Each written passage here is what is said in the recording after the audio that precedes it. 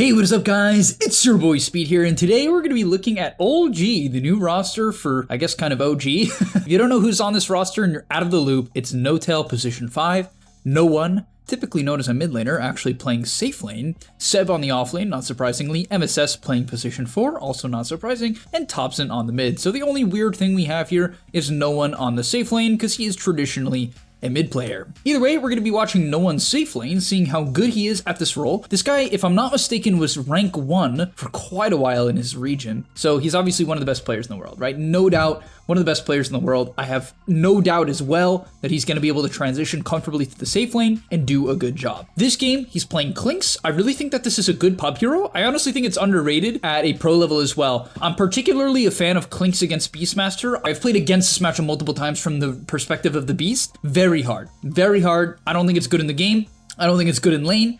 I don't think it's good at all. I think Beast prefers to play against these heroes that are short range, aren't mobile, and you could just roar their BKB easily. Clinkz is not one of those heroes, and it pressures you in the lane like crazy. So either way, we're going to be watching the Clinkz, watching how good No One can play, see how he snowballs and hits some really crazy timings, and let's get into it. Also, I want to tell you guys that if you've been struggling with solo queue and you're looking to get to the next rank, I'm going to be able to help you. Like, literally, with the Game Leap website, I'm going to give you guys guides that are going to make it unbelievably clear on what you need to do. So if you've been stuck in the solo queue grind, you don't know what to do, and you want to become absolutely broken, but like actually you want to become much better at Dota, and you want to take it more seriously, the Game Leap website is going to help you do that. So click the link down below. I'm going to help you get to the next rank, and I'll see you there. So in the lane, he's laning with Treant, definitely a very powerful lane. I think they absolutely have a favorable matchup. And in a lane like this, where you have a relatively strong support at level 1, you want to get pretty aggressive. The nice thing about Clinkz is Searing Arrows don't pull creep aggro, so every time you hit the enemy, you get a bonus 24 damage, very significant. To be fair, your base damage is only 45, so it doesn't add up to anything crazy, but you get the point, right? You get a bonus 24 damage. Most importantly, you can hit them without pulling aggro, and this is good. You'll see him essentially hit the closest target pretty much off cooldown, right? Hit, as Treant chases, hit, and then you're gonna chill, right? Basically, you hit them 3-4 times, then when the creeps get low, you back up, you CS, and then after those creeps die, you hit them again, right? As we saw him hit the Beastmaster there. And that's Clinkz 101. So I can tell you, it's not 101. Most people don't know that, but that's the general gist of Clinkz. This is how this hero pops off. This is how this hero does well. It has to put pressure early on, because as the lane progresses, Clinkz does not become tankier. It's a slow hero with mediocre armor and a horrible HP pool. The hero does not become tankier. It has to chip you down, and it has to pressure you slowly but surely out of the lane. If this doesn't happen, your hero will get destroyed. One thing I'd like to briefly mention before we move on past the lane, because we've kind of talked about the main thing, last hit and then hit them in between the last hits. It's a very simple concept, but it's important on Clinkz because that's the main advantage of the hero. Getting on from there, as we go towards the 3-4 minute mark, we're going to see him get aggressive on the Beast. And I'd like to say do not prioritize your Burning Barrage almost at all. Yes, it does good damage, but you have to keep in mind, a fully charged Burning Barrage does 3 auto attacks worth of damage. Now, it only costs 45 mana. Very cheap. Okay, very affordable. However, it often misses. The only hero I genuinely think it's like reliable to use with is an Avalanche Toss, is like a really long disable at level 2, level 3, or Cogs from like Clockwork. Yeah, maybe there's some other examples like a tag team from Tusk with Shards. That could be okay too. But like, even for here, you can see this Beast is getting slowed down, right? This Beast is getting pushed out of the lane. However, you'll see he goes for the Q here, and it doesn't look terrible. It doesn't do nothing. And technically, the range is slightly longer than your attack range, so it's good to use to try to finish off kills, right? Because it goes a little bit further than your last auto. Like, right when the Beast was out of his auto attack range, he goes for the Q. That's really high MMR stuff. Really nice. But honestly, it does very little, right? I think it maybe did like 1 auto attack to the 2 heroes. Not nothing, and it only costs 45 mana, but always, especially when you're level 3 and you have that second point of Searing Arrows, prioritize the Searing Arrows. Now, as long as your lane isn't too hard and you have to go boots raindrops to keep yourself alive, you can rush Falcon Blade. This is probably the best item you can rush if you want to rush something. Some people will go Wraith Band if they really think the lane is easy, because it just gives you some armor, which is nice, and then attack speed and agi. It's just good, right? It's definitely just... Falcon Blade's nice as well. It just gives you some damage, makes it easier to last hit, and then your hero definitely needs the mana regen so you can spam Searing Arrows. You could also see he picks up Raindrops next. Good against the Snapfire, decent against Beastmaster, even though Beastmaster went Boar build this game, so it's not too good against the Beast. It's still useful, particularly good against the Snap. And eventually, even when he's jungling, he's going to want to have the mana regen from Raindrops, so it's just a good item on Clinkz, right? It's a very straightforward build, nothing too crazy here, as he actually gets run at pretty hard. You can see the The lane didn't go as well as honestly I thought it would. I think Notel misplayed this lane a little bit, actually maybe a lot of it, but either way, not too crazy. After 2 points in Searing Arrows, you're gonna start maxing out your Q, and you wanna have your Q maxed out by level 8. All right, so in this game in particular, the Clinkz hits some really good timings, right? He actually has a very, very good game. And because of that fact, he can stay in his lane for really long. Now, keep in mind, guys, once you hit level 6, your hero can jungle pretty efficiently. So it's not like incredible. It's much better if you can push out the lane and then clear the nearby camps, don't get me wrong. But your hero is very gankable, especially if your lane hasn't gone very well. And that's what I like about what Noah does here. He understands, okay, my lane went well. I can stay in the lane, I can side pull, eat the large creep, shove the wave, pressure the beast, then take the large camera. He can play in much more of like a sit in the lane way. However, in a lot of games, this is not an option. And if you're level 5 and the lane's extremely unplayable, just jungle your level 6, maybe pull the small camp, pull the large camp if you're on Dire, and get out of the lane. The next major play we actually see from no one is not something I would have expected. It's actually a very early TP. 9 minutes in, typically if the carry has free farm in his jungle, it's unlikely you'll see them TP. And I will admit, I don't even necessarily love this TP because he could farm the Dire Woods really effectively. Basically what Clinkz does is he drags the camps together and then uses the Burning Barrage to kill them at the same time. However, he TPs, which I don't like because, I mean, I get it. He gets the kill in the snap, which is a good kill. It's actually a 3 kill streak, fortunately, so it gives him quite a bit of gold. And his Darkseer dies, which makes it better because now Darkseer will be more happy to TP top, essentially, as he steals the bounty. He's not going to kill him, is he? No, okay. Kind of weird gameplay. Are they really going to chase this guy? I don't think so, surely. All right, I don't know about this. I don't know.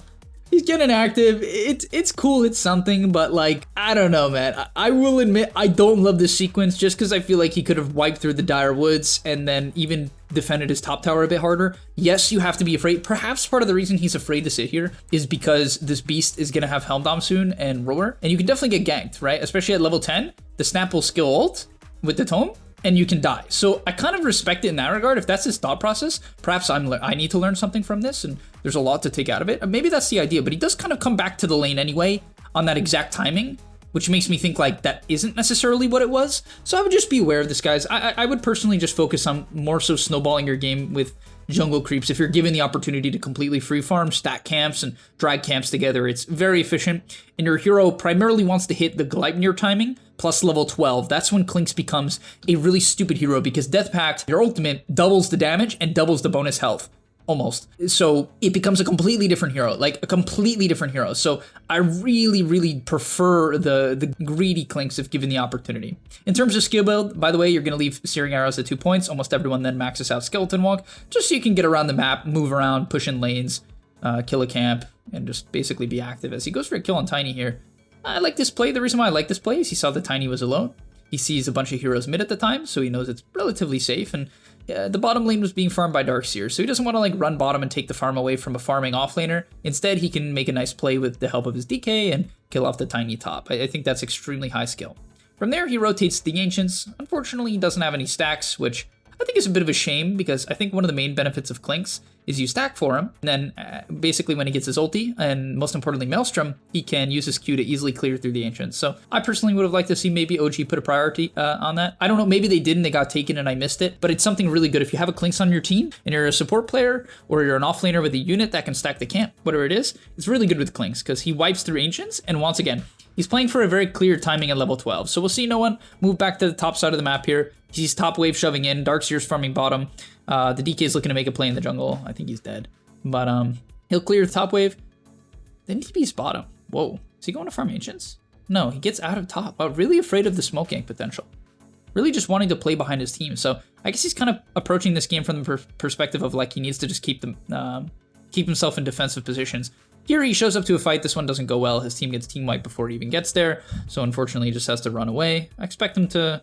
Oh no, I remember this, yeah. He sticks around and eventually gets a kill. Okay, he gets the assist onto the beast, and then he'll farm jungle. So, just kind of getting his farm up, hitting his timings. Alright, from here, he now has a level 12 plus his Gleipnir. So this is the main point of the game, especially with maxed out Skeleton Walk, where you want to connect to fights. We'll even see, even with half resources, he actually is going to TP into the fight, complete his wand, buy a clarity, and basically look to get active.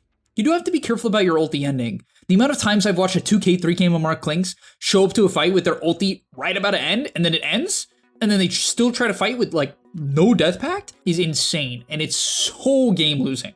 Like, unbelievably game losing. So here, he's gonna jungle it up, and it might seem weird. It's like, he has his timing, why doesn't he go fight? It's because he needs to have the ulti. Even here, I will admit, I think it's risky from the show up. He gets, like, the perfect opportunity, and so it's really funny. Now you're gonna be like, Speed, you're an imposter.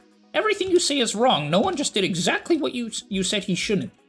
Dota is a game of exceptions. I like to use this line a lot. Dota is a game of exceptions. 9 times out of 10, you want to wait for your ulti, okay? Then Unity goes on his most tanky hero, and he sees an opportunity to get a 2-man Gleipnir Q. This is best case scenario, by the way. 2-man Gleipnir Q, you're gonna own the fight, right? Especially if they can't cancel it. Look at that damage, right? Absolutely nuts damage. And so yes, they wipe the floor with them here. Now, he nearly ends up going down. He ends up dying. And like, I'm not gonna tell you, oh, you know, like that was a bad play, he died. It wasn't. It definitely kind of largely works out, right? It was a great Gleipnir and a great Q. However, the only reason why he dies is his ult is on cooldown. So in general, be aware of your ulti ending unless you see a perfect Gleipnir Q that cannot be canceled. It's got to be on the 2 heroes. Otherwise, please be careful, guys. All right, from there, he's going to shove out the wave. And what's nice about Clinkz is you're one of the best wave clear heroes in Dota. It's why I actually like the hero a lot. So you'll see, like here, he wants to connect with his team, changes his mind. He's going to go push it out. And he'll Q it, and you can go invis while casting your Burning Barrage. I'll actually show that, as long as the replay doesn't bug too much. So basically, when you go clear the wave, you can Q it, and then while the Q is going, you can go back invis and just like be as fast as you possibly can. Right? So he'll do that, he'll go eat a creep, and then he'll look to connect with his team on the top side in a moment. Okay, no, he actually takes Ancients. So he clears up some Ancients. He's looking at the map here, right? He knows his DK is the initiator, needs to pay attention to his DK. Kind of playing the outside of the fight here, looking for an opportunity to get that 2-man Gleipnir. Instead, he'll clear the mid wave, slowing down the pace of the game. Once again, has to be a bit aware of his ulti ending, but fight breaks out top, so naturally you're going to connect. Nothing too crazy here. He has to be careful. You can see, oh, he scans. Look at that, right? So he's afraid of them trying to save the Tiny, and he knows they're going to come from this angle. It's the discipline of a really great player. He understands they're going to come from the top side, if anywhere. And even the scan does end up clipping there, so he has to be careful about them coming from behind. But he's going to connect, get the Tiny, not overextend. Really nice. Ulti ending, so personally I would like to see him look for a creep. He could eat a lane creep, but once again, he needs to be aware of his ulti, as he's going to go for the Gleipnir anyway. Okay, just understanding that's just a good opportunity to kill the Invoker. So I'm even learning something. I'm not going to lie to you guys. I wouldn't have expected a player to be so confident with the ulti ending, but he just sees these opportunities that he knows if he goes eats a creep, he'll miss the opportunity. Because Clinkz can be an initiator with the Gleipnir. You can initiate the fights, and that's really cool, right? It's really cool how active he gets. Oh man. This is probably a kill. I imagine Beastmaster doesn't have TP, right? Oh, no, he does. He has TP. He sees the TP's coming in from the enemy side. Oh, boy. Oh, boy. He's going to get wiped up. Just absolutely wiped up. Completely destroyed. All right. Yeah. This is the nice thing about Clinkz. Honestly, this hero has such a high win rate in pubs. I feel like it's because it can just be so active. It doesn't have a real cooldown. Like, even Death Pact, what is it, 10, 15 seconds? Just a 5-second downtime at max, and it's negative downtime. You can literally basically, you can't stack them on top of each other. You can only have one at a time. But yeah, it's just insane what this hero can do to the map. I mean, look, he clears the mid wave with very little threat to himself. Can just clear it, move to Ancients, could stack. Oh no, it's dead. Okay, freaking Seb taking all of his farm. All right, now he has his BKB in.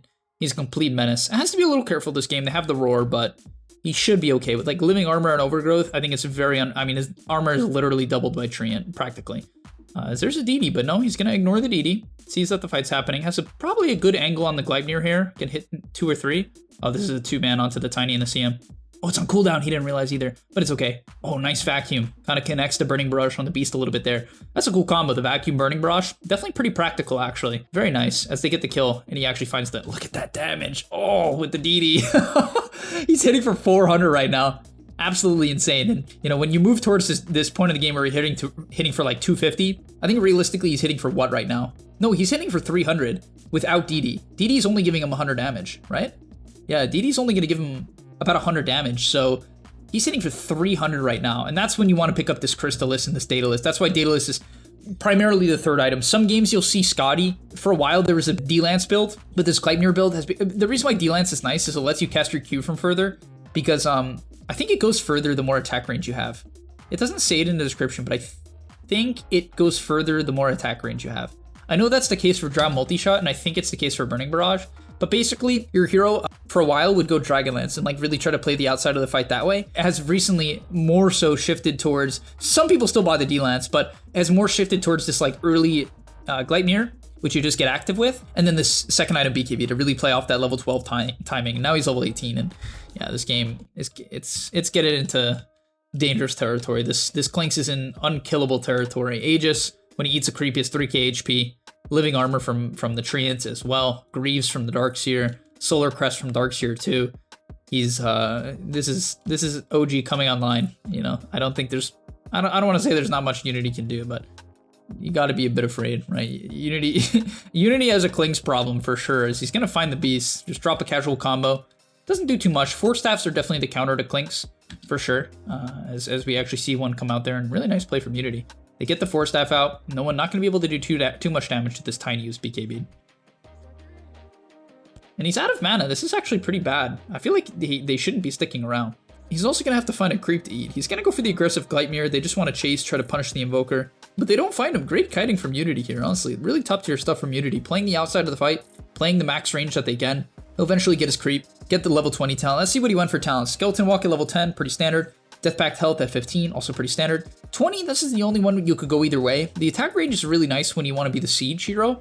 If you have to be the Siege hero, which, you know, they have a DK this game, but it's still better if he can do it. So I think that's largely the reasoning. It is obviously just good for clicking people and staying out of range in general of something like Roar or Tosser, any initiation of the sort. But the Burning Barrage arrows are fantastic, so it just depends on the game. It just depends on the game. I think the attack range is more consistent just because 9 Burning Barrage arrows, often you'll miss some of them. The Gleipnir will end, Force Staffs will start to come out. So I think the attack range is more consistent for those two reasons, but I can see either talent being good.